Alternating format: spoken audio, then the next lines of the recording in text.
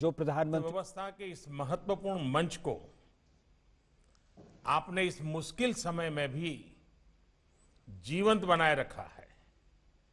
ऐसे समय में जब सबसे बड़ा सवाल हो कि दुनिया की अर्थव्यवस्थाएं कैसे आगे बढ़ेगी, सभी की नजरें इस फोरम पर रहना स्वाभाविक है।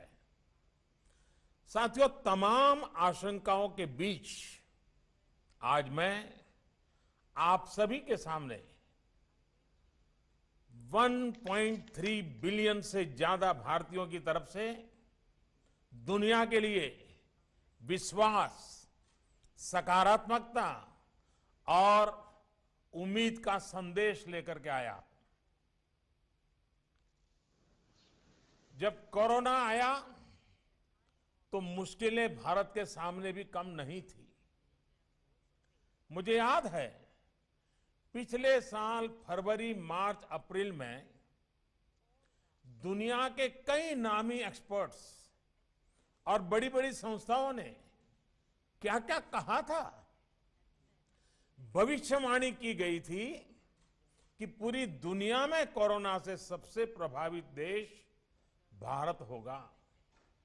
कहा गया कि भारत में कोरोना संक्रमण की सुनामी आएगी। किसी ने 700-800 मिलियन भारतीयों को कोरोना होने की बात कही तो किसी ने 2 मिलियन से ज्यादा लोगों की मृत्यु का अंदेशा जताया था। दुनिया के बड़े बड़े और आधुनिक हेल्थ इंफ्रास्ट्रक्चर वाले देशों का उस समय जो हाल था वो देखकर भारत जैसे विकासशील देश के लिए दुनिया की चिंता भी स्वाभाविक थी। आप अंदाजा लगा सकते हैं कि तब हमारी क्या मनोदशा रही होगी। लेकिन भारत ने खुद पर निराशा को हावी नहीं होने दिया। भारत प्रोएक्टिव पब्लिक पार्टिसिपेशन के अप्रोच के साथ आगे बढ़ता रहा। हमने Covid specific health infrastructure develop करने पर जोर लगाया। हमने अपने ह्यूमन रिसोर्सेज को कोरोना से लड़ने के लिए ट्रेन किया। टेस्टिंग और ट्रैकिंग, इसके लिए टेक्नोलॉजी का भरपूर इस्तेमाल किया। इस लड़ाई में भारत के प्रत्येक व्यक्ति ने धैर्य के साथ अपने कर्तव्यों का पालन किया। कोरोना के खिलाफ लड़ाई को एक जन आंदोलन में बदल दिया।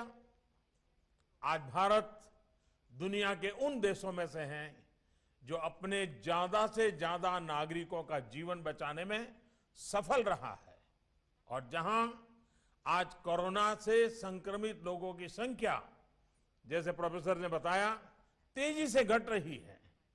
साथियों, भारत की सफलता तो किसी एक देश की सफलता से आंकना उचित नहीं होगा।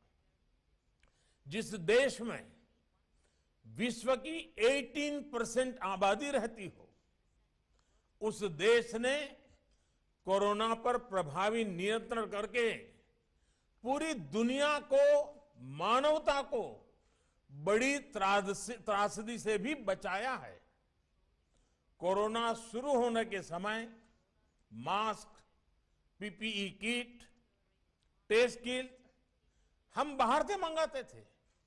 आज हम न सिर्फ अपनी घरेलू जरूरतें पूरी कर रहे हैं, बल्कि इन्हें अन्य देशों में भेजकर वहां के नागरिकों की सेवा भी कर रहे हैं। और आज भारत ही है जिसने दुनिया का सबसे बड़ा कोरोना वैक्सीनेशन प्रोग्राम भी शुरू किया है। पहले फेज में हम अपने 30 मिलियन हेल्थ और फ्रंटलाइन वर्कर्स का वैक्सीनेशन कर रहे हैं। भारत की स्पीड का अंदाजा आप इसी से लगा सकते हैं कि सिर्फ 12 दिन में, 12 डेज में भारत ने अपने 2.3 मिलियन से ज्यादा हेल्थ वर्कर्स को वैक्सीनेट कर चुका है। अगले कुछ महीनों में हम अपने करीब 300 मिलियन बुजुर्ग और कोमॉर्बिडिटी वाले मरीजों के वैक्सीनेशन का टारगेट पूरा कर लेंगे। साथियों, सर्वे संतु निरामया, पूरा संसार स्वस्थ रहे, भारत की इस हजारों वर्ष पुरानी प्रार्थना पर चलते हुए संकट के इस समय में भारत ने अपनी वैश्विक जिम्मेदारी को भी शुरू से निभाया है।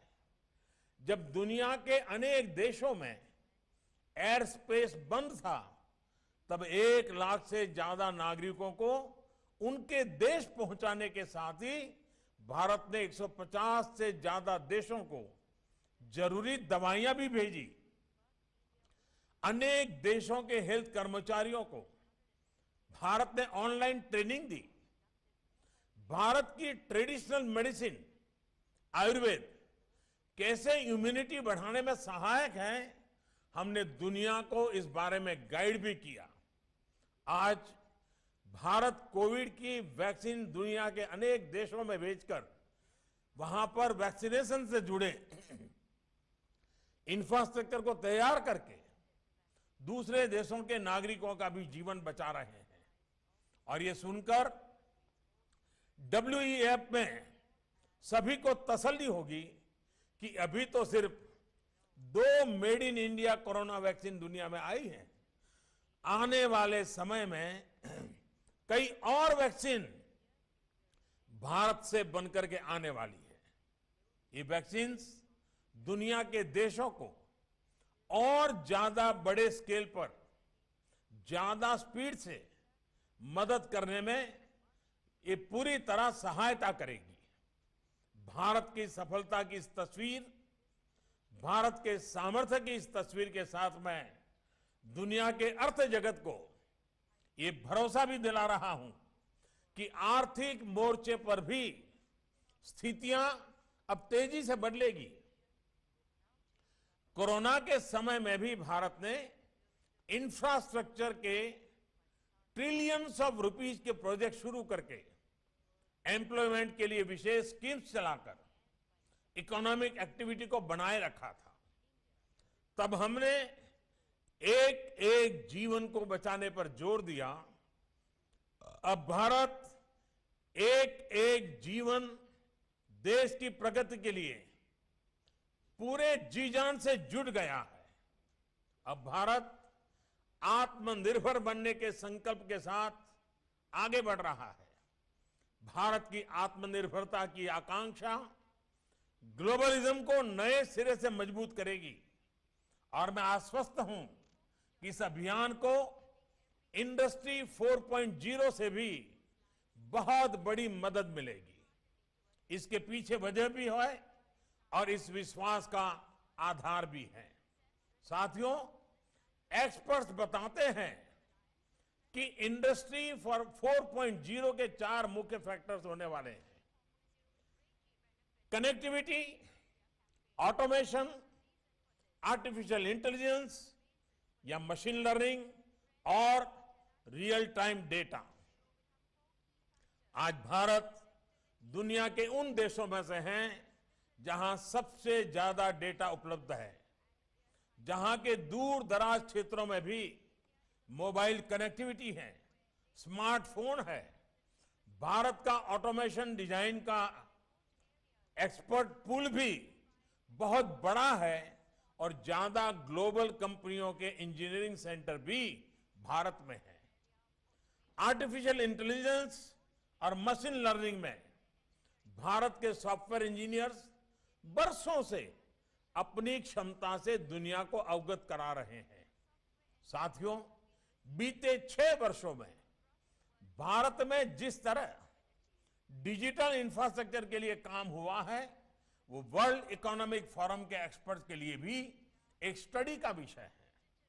इस इंफ्रास्ट्रक्चर ने डिजिटल सॉल्यूशंस को भारत के लोगों की रोजमर्रा की जिंदगी का हिस्सा बना दिया है।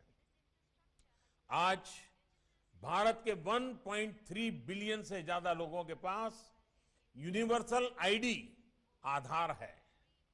लोगों के बैंक अकाउंट और यूनिवर्सल आईडी उनके फोन से कनेक्टेड है।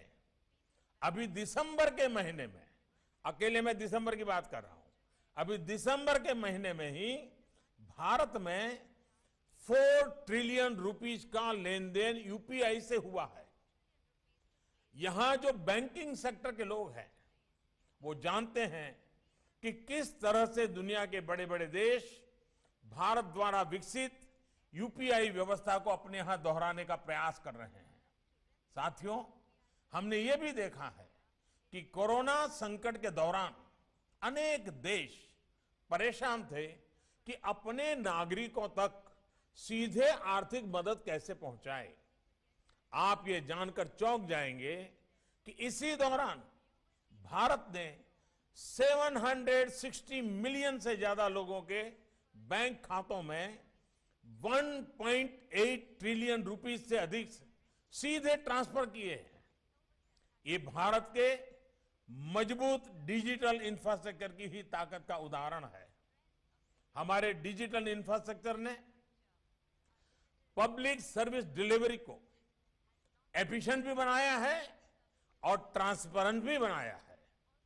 अब भारत अपने 1.3 बिलियन नागरिकों को हेल्थ केयर के इजी एक्सेस के लिए यूनिक हेल्थ आईडी देने का भी अभियान शुरू कर रहा है। और साथियों, मैं आज इस प्रतिष्ठित फोरम पर सभी को यह भी आश्वासन देता हूं कि भारत की हर सफलता पूरे विश्व की सफलता में मदद करेगी। आज हम जो आत्मनिर्भर भारत अभियान चला रहे हैं वो भी ग्लोबल गुड और ग्लोबल सप्लाई चेन के प्रति पूरी तरह कमिटेड है।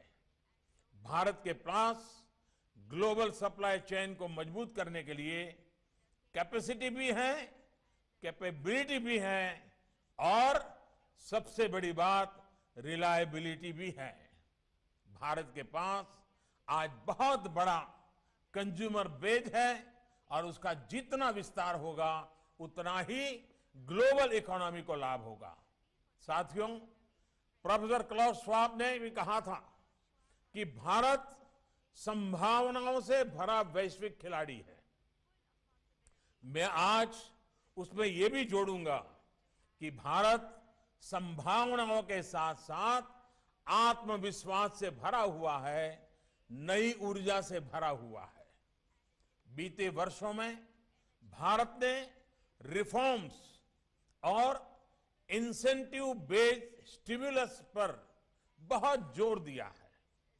कोरोना के इस समय में भी भारत ने करीब करीब हर सेक्टर में स्ट्रक्चरल रिफॉर्म्स की गति को तेज किया है। इन रिफॉर्म्स को प्रोडक्शन लिंक इंसेंटिव्स से सपोर्ट किया जा रहा है। अब भारत में टैक्स रिजिम से लेकर एफडीआई नॉर्म्स तक एक प्रिडिक्टेबल और फ्रेंडली एनवायरनमेंट है। भारत में ईज ऑफ डूइंग बिजनेस की स्थिति लगातार बेहतर हो, इस दिशा में भी काम जारी है। और एक विशेष बात यह भी है कि भारत अपनी ग्रोथ को क्लाइमेट चेंज के लक्ष्यों के साथ भी बहुत तेजी से मैच कर रहा है। साथियों, इंडस्ट्री 4.0 को लेकर हो रही इस चर्चा के बीच हम सभी को एक और बात याद रखनी है। कोरोना क्राइसिस ने हमें मानवीयता का मूल्य फिर याद दिलाया है। हमें याद रखना है कि इंडस्ट्री 4.0 भी रोबोट के लिए नहीं बल्कि इंसान के लिए है। हमें यह सुनिश्चित करना होगा कि टेक्नोलॉजी ईज ऑफ लिविंग का टूल बने, ना कि कोई ट्रैप। इसके लिए पूरी दुनिया को मिलकर कदम उठाने होंगे। हमें सबको मिलकर कदम उठाने होंगे। मुझे विश्वास है कि हम इसमें सफल होंगे। इसी विश्वास के साथ मैं अब आप सबके साथ क्वेश्चन आंसर सेशन की तरफ बढ़ना चाहूंगा।